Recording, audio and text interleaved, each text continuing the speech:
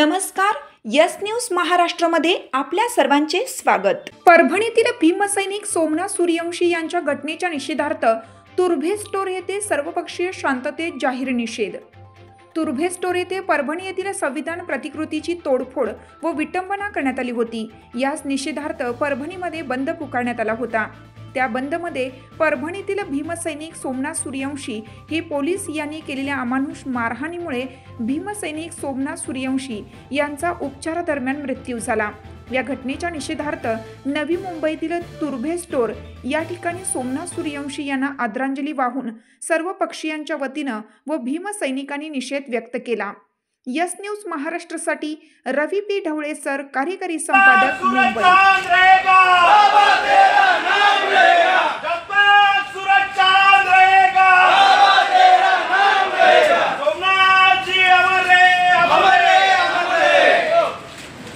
नमस्कार प्रेक्षकांनो, yes news महाराष्ट्राच्या बातमीपत्रामध्ये पुन्हा एकदा मी आपल्या सर्वांचं स्वागत करतोय।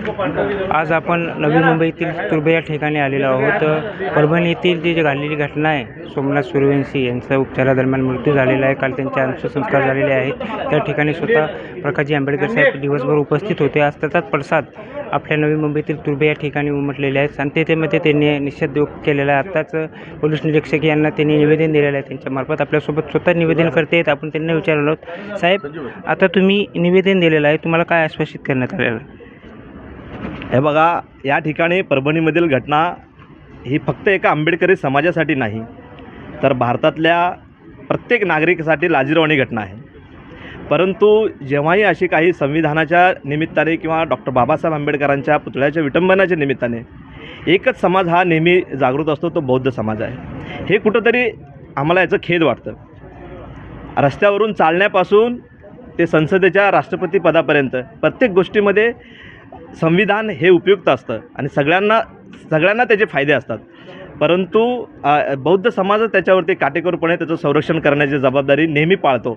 म्हणून इतर समाजात देखील आमचं आव्हान आहे की सर्वांनी संविधानाच्या बद्दलची आत्मीयता बाळगावी। आज या ठिकाणी Turbhe police station, MIDC, Turbhe store विभागातल्या सर्व सन्मानित आपले जे काही नेते मंडळी आहेत, कार्यकर्ते आहेत, यांच्या वतीने आम्ही एक निवेदन असं दिलेलं आहे की जी घटना परभणीमध्ये घडलेली आहे तशी घटना इतर कुठेही घडू नये आणि जे हाकनाक बळी जात आहेत सोमनाथ सूर्यवंशीसारखे असे आपले समाज बांधव हे समाजाचे ॲसेट आहे। समाजाला यांची अशा वकिलींची खूप आवश्यकता आहे आणि असं हाकनाक बळी गेल्यानं समाजाचं खूप मोठं नुकसान होतं, या देशाचं नुकसान होतं। म्हणून आमची मागणी आहे की सोमनाथ सूर्यवंशी यांना न्याय मिळाला पाहिजे। ज्या पद्धतीने त्यांची हत्या झाली आहे आम्ही म्हणतोय त्याच्यावरती जे कोणी जबाबदार असतील त्यांच्यावरती कडक शासन झालं पाहिजे। त्यांच्या कुटुंबांना ज्या काही शासनाच्या योजना आहेत किंवा जे काही मदत आहे ती मिळाली पाहिजे। त्यासोबतच जे परभणीमध्ये जे खोटे गुन्हे दाखल झालेले आहेत ते गुन्हे त्वरित सगळ्यांचे मागे घेतले पाहिजेत, कारण ते सर्व 20, 25 आणि 28, 30 वर्षाची युवा मंडळी आहेत। त्यांचं संपूर्ण आयुष्य पुढे आहे। नोकरी, धंदा, व्यवसाय या सगळ्या गोष्टी बघून शासनाने या गोष्टीकडे नीट संवेदनशीलपणे बघितलं पाहिजे, आमच्या मागण्या आहेत। त्यासोबतच तुर्भे स्टोर विभागामध्ये जे धार्मिक स्थळं आहेत, आंबेडकरी चळवळीचे जे आधारस्थान आहेत, तिथे देखील व्यवस्थितपणे पोलिसांच्या वतीने किंवा प्रशासनाच्या वतीने योग्य ती काळजी घेतली पाहिजे, संरक्षण केलं पाहिजे, असं आम्ही निवेदन या ठिकाणी दिलेलं आहे। आणि इथल्या आबासाहेब पाटील जे आहेत त्यांच्याकडून सकारात्मक प्रतिसाद आम्हाला मिळाला आहे।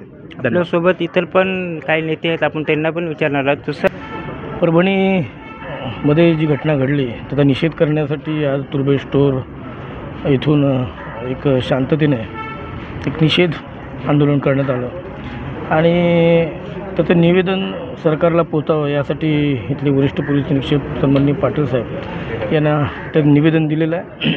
आणि आमच्या भावना काय आहेत, संविधानाप्रती आमचं प्रेम काय आहे, भारतीय घटनेच्या बाबतीत आमचं प्रेम काय आहे हे सर्वश्रुत माहिती आहे। परंतु एक इतर समाजाचा आज एक शहीद सोमनाथ सूर्यवंशी हे एक लॉ स्टुडंट होते आणि त्यांना खऱ्या अर्थानं संविधानाची जाणीव होती, त्यामुळे त्या लढाईत ते उतरले होते। एक मनोरुग्ण म्हणणार आहे, पण मला वाटत नाही तो मनोरुग्ण असेल। पोलीस प्रशासनाने किंवा सरकारने त्याला मनोरुग्ण ठरवलं असेल।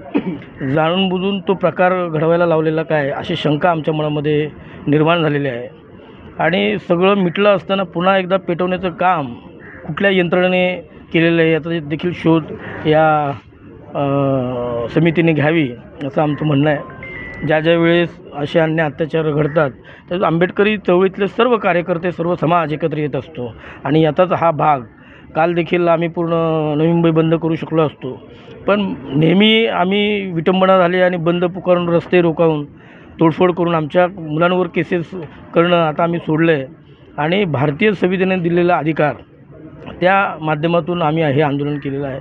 सर्व पक्षीय, सर्व धार्मिक संघटना या ठिकाणी आलेल्या आहेत आणि यापुढे सातत्याने जर असे अत्याचार होत असतील तर येत्या काळात देखील जसं आम्हाला तथागतांनी शांततेचं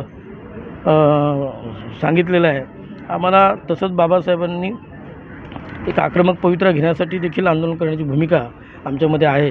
इतकंच या ठिकाणी मी जे समाजकंटक आहेत त्यांना इशारा देतो. याला जोडून माझा एक प्रश्न आहे आपल्याला, ज्या ज्या वेळेस बाबासाहेब आंबेडकरांच्या पुतळ्याची विटंबना होत असेल किंवा संविधानाची प्रतिकृती जाळली जात असेल त्यावेळेस प्रशासन आणि पोलिसांकडून सांगण्यात येतात यांच्या एकूण की वारंवार ते मातीपुरू आहेत म्हणून असं सांगण्यात येतं. ह्या घटना मातीपुरूच्या नावाने ठेवल्या जातात, त्याबद्दल काय सांगता तुम्ही? नाही, हाच प्रश्न आहे ना. राजगृहावर एका माथेपिरूंनी दगडफेक केली. काल संविधानावर परभणीमध्ये त्याने अशी घटना केली. मग इथे माथेपिरूच का भेटतात? हा माथेपिरू हा समाजकंटक का असू नये किंवा ठरवून केलेला प्लान का असू नये, ही निश्चितपणे सगळ्या आंबेडकरी समाजाच्या मनामध्ये शंका आहे. आणि त्यामुळे असे माथेपिरू जर बाहेर फिरायला लागले तर जे खरे माथेपिरू आहेत त्यांना बाहेर काढलं पाहिजे आणि या सरकारी यंत्रणेवर अशी तोडफोड केली पाहिजे. हे होते तुर्भे येथील सर्व भीमसैनिक असतील यांनी काल झालेल्या अंत्यसंस्काराच्या निमित्त आज निषेध व्यक्त केलेला आहे.